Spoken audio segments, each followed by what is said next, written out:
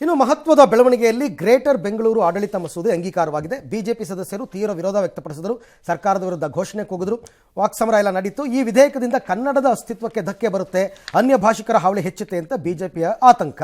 ಇನ್ನು micro finance ಸೇರಿ 3 ವಿಧೇಯಕಗಳಿಗೆ ವಿಧಾನಸಭೆ ಸರ್ವಾನುಮತದ ಅನುಮೋದನೆ ಕೊಟ್ಟಿದೆ. ಮೈಕ್ರೋ ಫೈನಾನ್ಸ್ ವಿಧೇಯಕದಲ್ಲಿ ನೋಂದಾಯಿತ ಸರ್ಕಾರಿ ಬ್ಯಾಂಕ್ಗಳನ್ನು ಸೇರಿಸಿದ್ದಾರೆ. ಗಿರ್ವಿದಾರರಿಗೆ ಲೈಸೆನ್ಸ್ ಅವಧಿಯನ್ನು 2 ವರ್ಷಕ್ಕೆ ಇಳಿಸಿದ್ದಾರೆ.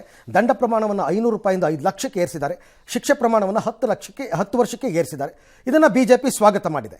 ಈ ಮಧ್ಯೆ ವಿಪಕ್ಷಗಳ ವಿರೋಧ ಸಭಾತ್ಯಾಗದ ಮಧ್ಯೆ ಬೆಂಗಳೂರು ಅರಮನೆ ತಿದ್ದುಪಡಿ ಬಿಲ್ಗೆ ಪರಿಷತ್ನಲ್ಲೂ ಅನುಮೋದನೆ ಸಿಕ್ಕಿದೆ.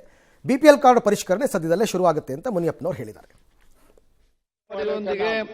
ವಿಧೇಯಕದ ಅಂಗವಾಗಿರಬೇಕೆನ್ನುವುದು ಸಭೆಯ ಮುಂದಿನ ವಿಷಯ. ಅದರಿಂದ ಪ್ರಸ್ತಾವದ ಪರವಾಗಿರುವವರು ಇಲ್ಲ ಅಧ್ಯಕ್ಷರೇ, ಇದು ಬೆಂಗಳೂರಿನ ವಿರೋಧಿ ಇರೋದ್ರಿಂದ ಮತ್ತು ಬೆಂಗಳೂರನ್ನ ಹೊಡಿತಾ ಇರೋದನ್ನ ನಮ್ಮ ಪಕ್ಷ ವಿರೋಧ ಮಾಡ್ತೀರಿ. ಉಪಮುಖ್ಯಮಂತ್ರಿಗಳಾದಂತ ಡಿ.ಕೆ. ಶಿವಕುಮಾರ್ ಅವರು ಈ ಕೆಂಪೇಗೌಡರ ಕಟ್ಟಿದಂತ ಒಂದು ನಾಡನ್ನ ಛಿದ್ರ ಮಾಡುವಂತ ಒಂದು ಕಾರ್ಯವನ್ನ ಇವತ್ತು ಮಾಡ್ತಾ ಇದ್ದಾರೆ. ಎಂತ ದುರ್ದೈವ ಬಂದ್ಬಿಡ್ತು ನಮಗೆ. ಈ ಗ್ರೇಟರ್ ಬೆಂಗಳೂರು ಮಾಡೋದ್ರಿಂದ ಕನ್ನಡಕ್ಕೆ ಧಕ್ಕೆ ಬರುತ್ತೆ. ಮೂಲತಃ ಇದು ಕನ್ನಡಕ್ಕೆ ಧಕ್ಕೆ ಬರುತ್ತೆ, ಕನ್ನಡದ ವಿಚಾರಗಳಿಗೆ ಧಕ್ಕೆ ಬರುತ್ತೆ. ಕನ್ನಡದ ಮೇಯರ್ಗಳಾಗಲ್ಲ.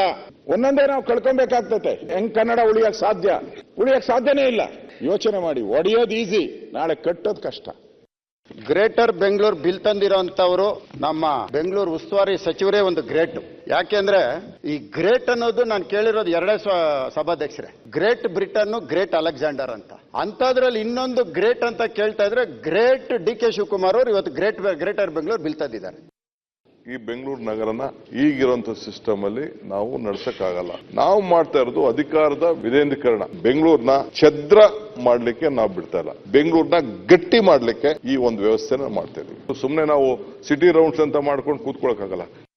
ಈ ಬಿಲ್ ಬಂದಿದೆ, ಓಕೆ. ಬಿಲ್ಗೆ ನಾವೇನು ವಿರೋಧ ಮಾಡಲ್ಲ, ನಾವು ಸ್ವಾಗತ ಮಾಡ್ತೀರಿ. ಬಿಲ್ ಅನ್ನ RBI ರೂಲ್ಸ್ ಏನಿದೆ ಅದ್ರ ಪ್ರಕಾರ ದಯವಿಟ್ಟು ಇನ್ನೊಂದ್ಸರಿ ನೋಡಿ, ಕೋರ್ಟ್ ಅಲ್ಲಿ ಬಿದ್ದೋಗ್ಬಾರ್ದು ಅನ್ನೋದು ನನ್ನ ಸಮಸ್ಯೆ ಆಗಲ್ವಾ ಸರ್? ಈಗ 5 ಭಾಗಗಳನ್ನಾಗಿ ವಿಂಗಡಣೆ ಮಾಡ್ತೀನಿ ಅಂತಿದ್ದಾರೆ. ರೆವಿನ್ಯೂ ಬರೋ ಜಾಗಗಳಲ್ಲಿ ದೊಡ್ಡ ನಗರಗಳನ್ನ ಒಡೆದು ಆಳುವಂತಹ ಪ್ರಯೋಗ ಹೊಸದಲ್ಲ. ಈ ಪ್ರಯೋಗ ರಾಜಧಾನಿಯ ದಿಲ್ಲಿಯಲ್ಲೂ ಆಗೋಗಿದೆ. ಎಲ್ಲ ನಗರಗಳಲ್ಲಿ ಅಲ್ಲಲ್ಲಿ ಅವರವರಿಗೆ ತಕ್ಕಂತೆ ಪಾಠಗಳನ್ನು ಕಲಿತಿದ್ದಾರೆ. ಇಲ್ಲಿ ಯಾವ ಪಾಠ ಕಲಿತಾರೋ ಗೊತ್ತಿಲ್ಲ. ಆದ್ರೆ ಡಿ.ಕೆ. ಶಿವಕುಮಾರ್ ಹೇಳಿದ್ರು ಈ ರೀತಿ ನಡೆಸಕ್ಕಾಗಲ್ಲ ಸಿಟಿನ, ನಗರನ ಅಂತಂದ್ರೆ ಹೊಸ ಜಾಗ ಯಾಕೆ ಆಡ್ ಮಾಡ್ತಾ ಇದ್ದೀರಿ ಸಾಹೇಬ? ಇರೋದೇ ಆಗ್ತಾ ಇಲ್ಲ ಅಂದಾಗ ಅದ್ಯಾಕಪ್ಪ ಬಿಡದಿ, ಕನಕಪುರ, ಸಾಧ್ಯ ಆದ್ರೆ ಮೈಸೂರನ್ನ ಯಾಕೆ ಮರ್ಜ್ ಮಾಡಬಾರ್ದು? ಗ್ರೇಟೆಸ್ಟ್ ಬೆಂಗಳೂರು ಅಂತ ಮಾಡಿ.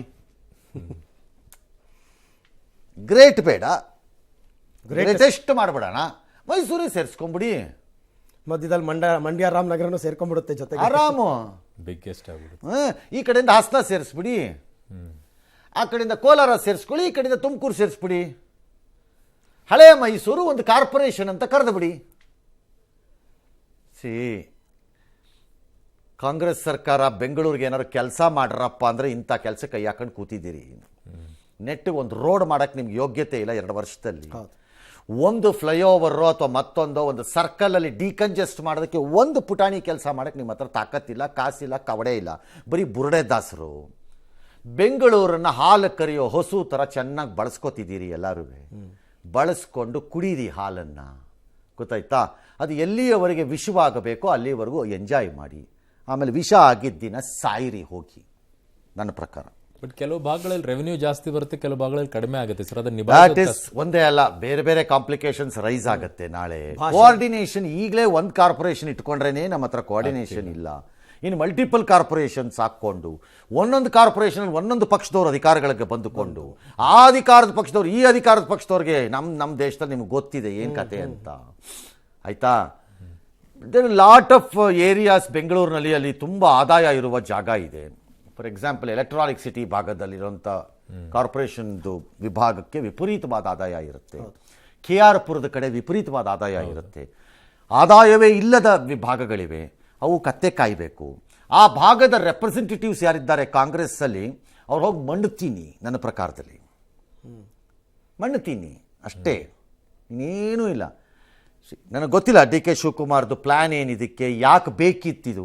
ಮತ್ತೆ ಆರ್ಮಿಯರು or car or corporation or officers ಮತ್ತೆ ಸೇಮ್ ಮಿಸ್ಟೇಕ್ ಕಮಿಟ್ ಮಾಡ್ತಾ ಇದ್ದೀರಿ. ಸರ್ಕಾರಿ ವೆಚ್ಚವನ್ನು ಹೆಚ್ಚಿಸ್ಕೋತಾ ಇದ್ದೀರಿ. ಎಸ್. ಅದರಿಂದ ಯಾವ ಪ್ರಯೋಜನನೂ ಆಗಲ್ಲ. ಇಷ್ಟ ಮೇಲೆ ನೋಡಿ ಕನ್ನಡದ ಅಸ್ಮಿತೆಗೆ ಹೆಂಗ್ ಧಕ್ಕೆ ಅಂತ ಸರ್ ಈಗ ಅಶೋಕ್ ಅವ್ರ ವಾದ. ಅದು ಕೆಲವು ಭಾಗಗಳಲ್ಲಿ ಆ ಭಾಷೆಯ ಮೇಲ್ಗೈ ಆಗತ್ತೆ, ಹಂಗಾಗಿ ಅವ್ರು ಬಂದು ಬಿಡ್ತಾರೆ ಅಂತ.